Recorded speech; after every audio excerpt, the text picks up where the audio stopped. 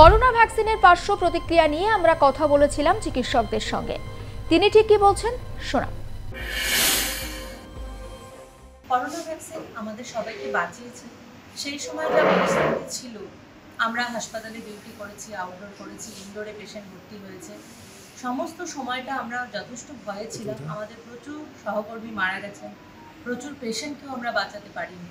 এরকম সময় ভ্যাকসিন যদি না আবিষ্কার হতো এবং আমরা যদি ভ্যাকসিন না দিতে পারতাম, তাহলে আমরা কাজ করার যে শক্তি, সেই সাহসটাই আমরা পেতাম না। সুতরাং ভ্যাকসিন কিন্তু খুব দরকার ছিল। ভ্যাকসিন আমাদের বহু লোকের প্রাণ বাঁচিয়েছে। ভ্যাকসিন নেওয়ার ফলে হার্ট অ্যাটাকের সমস্যা তৈরি হচ্ছে, এই কথাটা নিয়ে একটা অপপ্রচার আমরা প্রায়ই শুনতে পাই। কিন্তু ডক্টর হিসেবে আমি মনে করি না যে একটা ভ্যাকসিন নেওয়ার জন্য কারো হার্ট অ্যাটাক হতে পারে। কারণ ভ্যাকসিন নানা রকম পরীক্ষা নিরীক্ষার মাধ্যমে আবিষ্কার হয়, ট্রায়াল হয়, বহু লোকের উপরে নানা রকম অসুখ বিসুখ, ওষুধ খাচ্ছে, যারা খাচ্ছে না, নানা রকম জিনিসের উপরে ট্রায়াল করে একটা ভ্যাকসিন বাজারে ছাড়া হয়। তো সেখানে কখনোই এটা হতে পারে না যে একটা ভ্যাকসিন নিচ্ছে বলেই হার্ট অ্যাটাক হচ্ছে। অন্য কোনো অসুখ, হাই প্রেশার, অলরেডি হয়তো একটা স্ট্রোক হয়েছে, বা লাইফস্টাইল ঠিক নেই, নানা কারণেই হার্ট অ্যাটাক হতে পারে। একটা ভ্যাকসিনকে ডোজ দেওয়ার কোনো মানে নেই। ইমিউনিটি সিস্টেম ভ্যাকসিনের জন্য নষ্ট হয়েছে আজকালকার দিনে, এই কথাটা আমরা কখনোই বলবো না। কারণ আমরা ছোটবেলায় গ্রামে ছিলাম, সেখানকার খাওয়া দাওয়া, খেলাধুলা করা, বাইরে যাওয়া, সেই জীবনটা কিন্তু এখন আর নেই। এখন সবাই হোয়াটসঅ্যাপ, ফেসবুক, বেশিরভাগ সময় ইনডোর গেমস, বাড়িতেই থাকছে।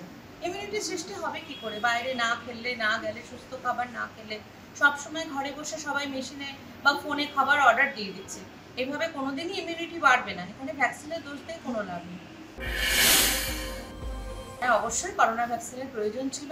আমরা যারা স্বাস্থ্যকর্মী, যারা পুলিশ, যারা ভলেন্টিয়ার্স, নার্স, ল্যাব টেকনিশিয়ানস, যারা রাত দিন কাজ করেছে, ওটি টেকনিশিয়ানস, ডিফারেন্ট আইসিইউতে যারা কাজ করেছেন, ভ্যাকসিন না থাকলে তাদের অর্ধেক লোকজনকেই বাঁচানো যেত না।